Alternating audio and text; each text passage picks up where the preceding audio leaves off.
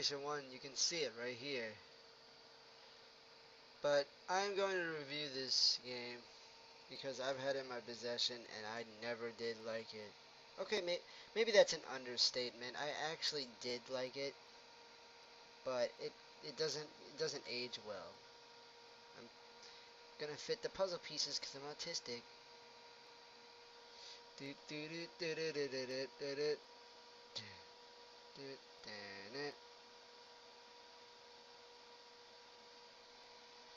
Ehrgeiz, God Bless the Ring for PlayStation 1, made by Squaresoft. Hell, you may even ask why I messed it up and why I put scratches on it intentionally.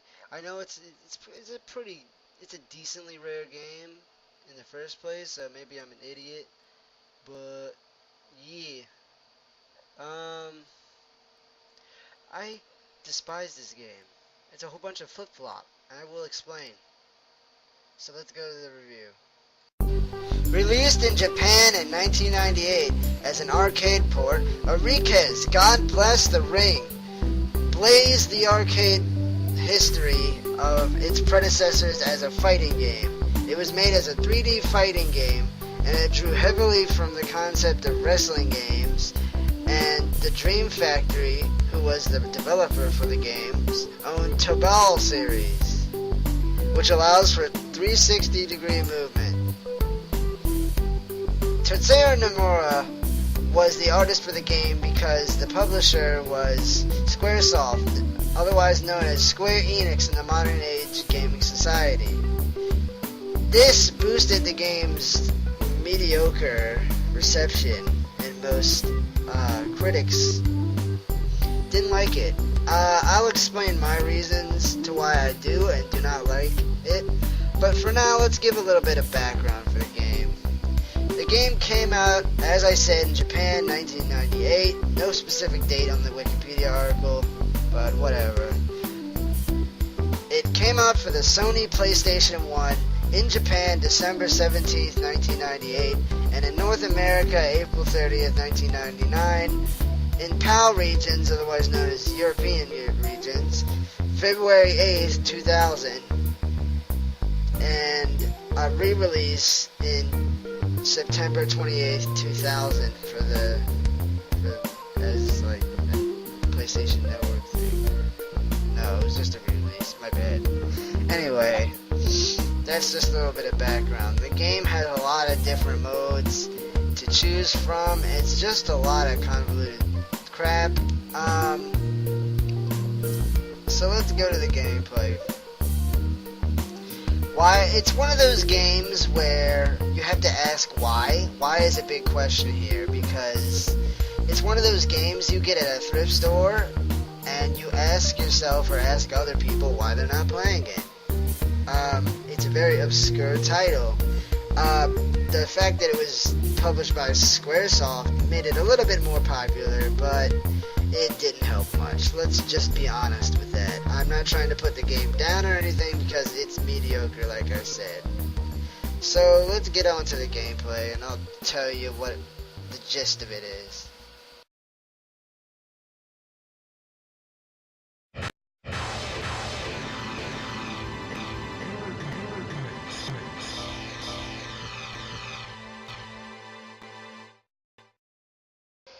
Alright, here's a little trouble I have with the menu screen. As I've stated, will state anyway, there's a lot of things to do in this game, and it's not just one game. There's a little mini-game section at the bottom, which I don't know if it belongs or not. And it's just a lot of stuff. There's brand new quest, the Forsaken Dungeon, which is the solo part of the game. And then there's 4 more mini games. It just doesn't fit. It just won't not fit.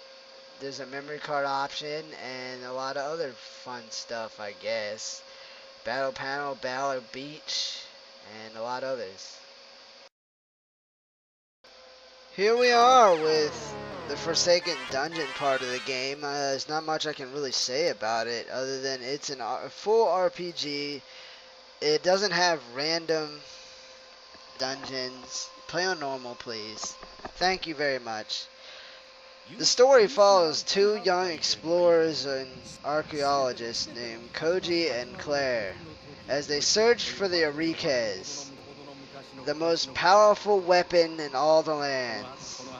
They go dungeon to dungeon just to find one little sword with the power to destroy all or save all. That's the gist of it from what I can collect. And this is the little prologue that shows the characters talking.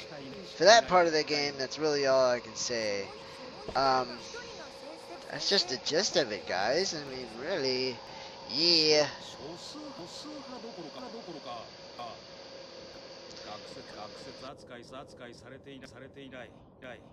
So as you start your adventure, you'll go down and you'll see a staircase that Claire tells you about sooner or later. You don't know where you are precisely. The game does not tell you where you are. It just tells you where you're going. For this part of the game, it's an introduction part. And for the most of it, you'll be introduced to the characters and the setting where you are to start off the game. Just like in any other RPG experience, you'll get to know the characters a little bit more as you play. But this is their silent introduction. And you wake up in a hotel for no reason at all. And the hotel clerk will explain why in retrospect. This is a bit weird for the start of a game, but it's a little bit of a plot device. As the clerk starts explaining where you are and why you're here, you'll get to know what happened. It doesn't really tell you from the start. You've got to play it out. That's a good setup for an RPG. She gives you some starting weapons, and you're off to your first dungeon. Please do not go in the well. Anyway, she tells you all this stuff you need to know if you talk to her again. It's just random tidbits you need to know to get around and do things as you would in an RPG, like fight monsters, obtain items, obtain materia, and you go about your life. It's a very good setup if you ask me. And what's more to come is just not for me to decide or tell you. So you can jump just like in any other game. That's a standard anyway. Press one of the, I believe, 2 buttons to pick things up during the game.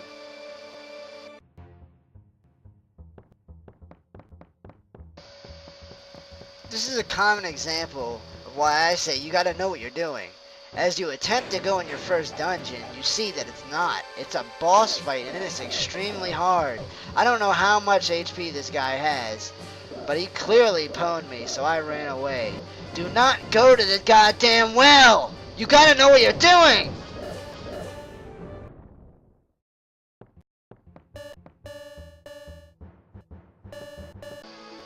Press the start button to use items. If you're low on health, use a potion, and the game gives you one to start off with.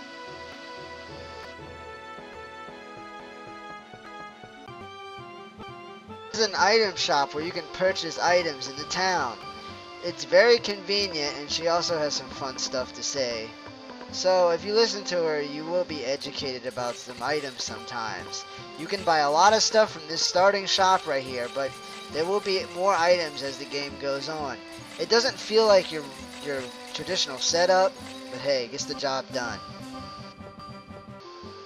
Here's a bistro that you go to talk to this guy. He says that the chef has been disappearing, and that's not a good sight to see. We gotta get him back so we can make more food.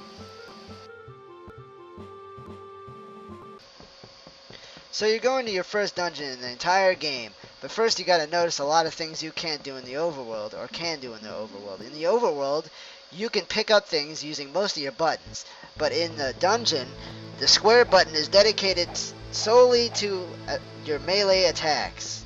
Circle button is for using materia. You can hold it or press it. There will be a lot of traps in the game, so beware. Be very cautious of your surroundings, as this will to beat your ass if you don't.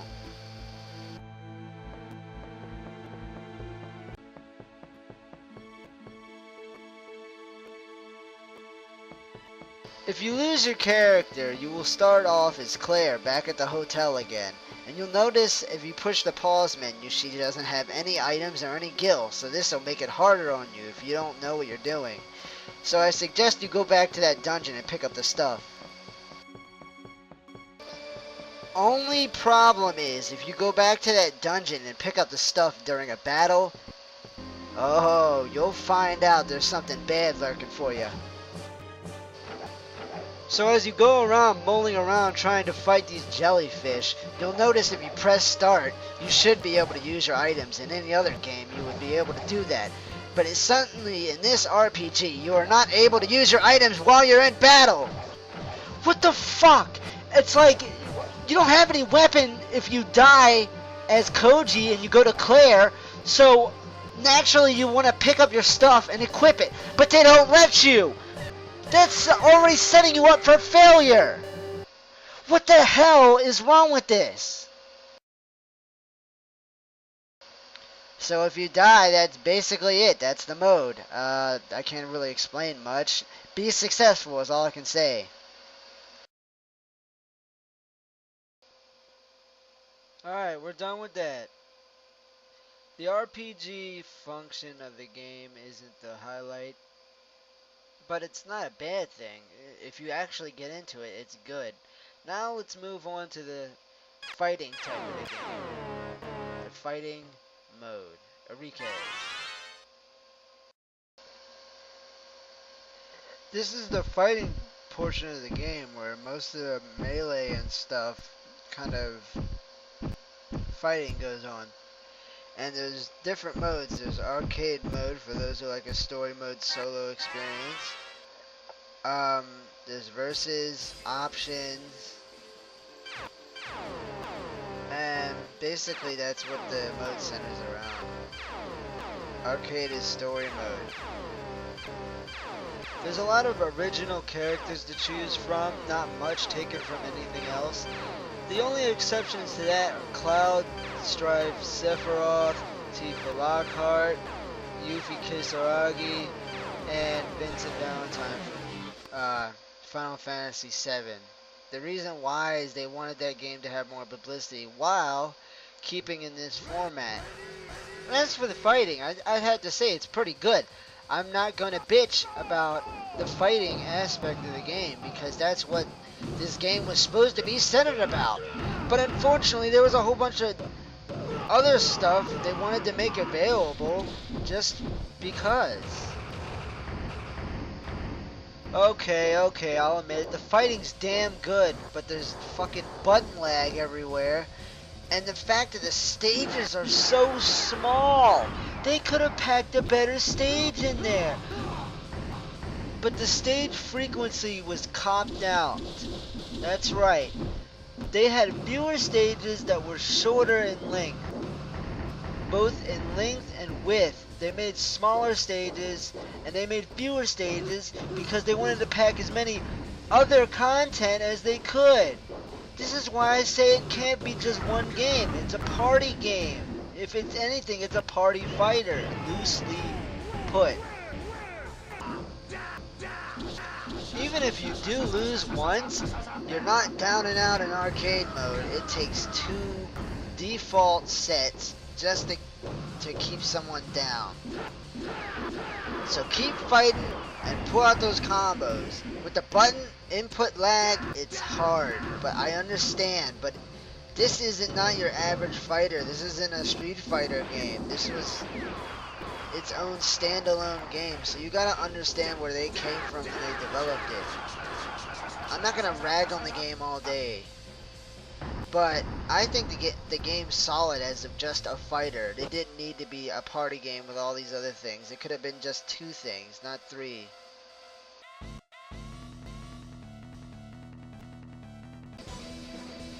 After you win, he shows what looks like the Ehrgeiz sword and then runs off to his next stage.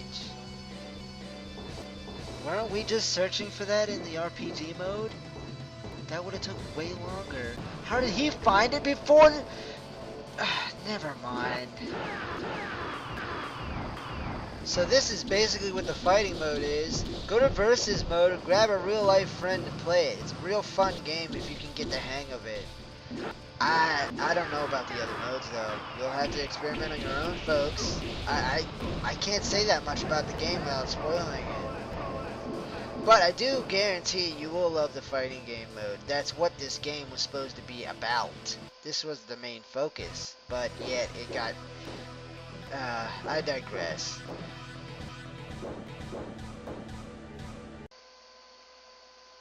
Alright, here's the party game aspect of the whole shebang bang, and this is where I've kinda got some gripes. I've been neutral about the whole game until now. I do not see any point, and I don't think any of you other than me see a point in putting in 4 different little mini games. It would be fine if this was a party fighter, but this was classified as just a plain old fighting game. With all these other things thrown together, it's hard to maintain a good aspect of, is this a fighting game or does this cross into another genre called party fighters? And I really think that no matter how you slice the bread here, it's not in any way, shape, or form anywhere close to just that fighting game. This is a party fighter. I don't know what... I really don't know what Dream Factor was thinking. I really don't. But let's look a little bit more into this. Now I know you're asking, Tim, why aren't you saying anything good about this game? You're being completely biased. This review is to point out mostly the good stuff. Let's just put it like this. I like the RPG mode and I like the fighting game mode. I mean, unless you're playing with another person, there's no point in playing the damn mini games. You can play them 2 players. Why the fuck wouldn't you? That's the only gripe I have with the whole game, possibly.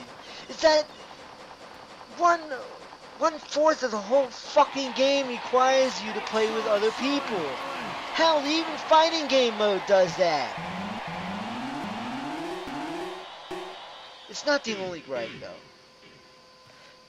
So let's point out what I do and do not like about this game. I do not like the fact that there are a limited number of stages. It shouldn't exist like that. It shouldn't. And the fact that the game's stages are small doesn't make it any better. What the... I can't even question how bad that sounds from a player and a developer aspect. It's so lazy. Not to mention that some of those stages in arcade mode and versus mode are the extended stages and or rehashes of what they are in the mini games. It's so damn lazy, I can't even fucking think right now. I'm so pissed off. And I don't like how the RPG mode basically says, oop, here you go, here's some basic tips. It doesn't help you along the way. Even little tidbits would suffice. It really would. On the other hand, I do praise the RPG mode. They at least gave it a half-assed shot if they could. It doesn't really feel like a full RPG unless you play it. I mean, the stage design looks half-assed for what expectations were drawn to at the time, but we can't do anything about that. I do like the fighting game as a whole. And I do like the versus mode because I played that with actual people and it's actually enjoyable. It makes the game feel whole. Can't say the same for mini games. The game's opening cinematic, which you are viewing right now on the screen right now, I actually enjoy that. That looks really good for PlayStation 1 quality. Openings like these existed in some parts of Final Fantasy VII and in most parts of the opening for Digimon World, the very first one. I like it. I praise the animation on this. It's really good. And it explains all the original characters just a little bit, from what you can see here anyway. I like it. I like it a lot. I like the memory card function, but it doesn't really do much outside of the RPG game. So in short, before I keep you so long, I don't like the level design, I don't like the limited number of stages, I do like most of those things in the game. So yeah, I don't like the minigames. I do not. What exactly were they looking for to achieve with this product? They had all these confusing things going on, and they labeled it as a 3D fighting game. How can you have all that stuff coexist with each other and still call it just one big fighting game? It doesn't make sense. That's like if I put on a whole bunch of shirts at one time and called it one shirt. You know, it just doesn't work like that. Or does it? Hmm.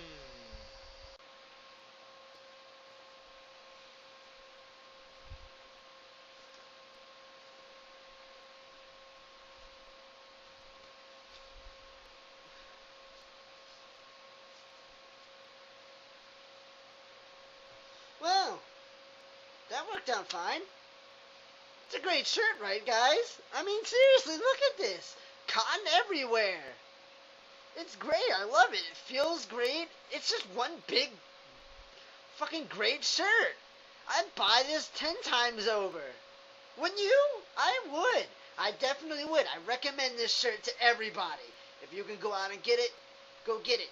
It'll definitely keep you from freezing your ass off this winter. I guarantee it. Or your money back. What the fuck were you thinking? What?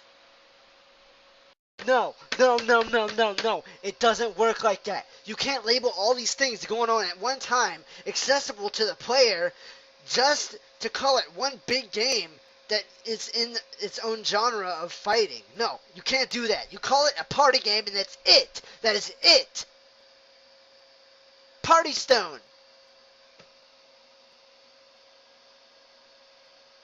That's all this game tried to be. It's Party Stone, otherwise known as Power Stone, which is a great game. I can't believe this. It's a 3D fighting game. No, it is not, Squaresoft. It is not. This is a fucking party game. This is a game you play by yourself and with other people. Learn it, bitch. So in short, I give this game a solid 6 out of 10. It could have been way better than expected. So, game smart, and I'll see you next review. This is Retro Video Game Nerd, and try to go pick up the game if you want it.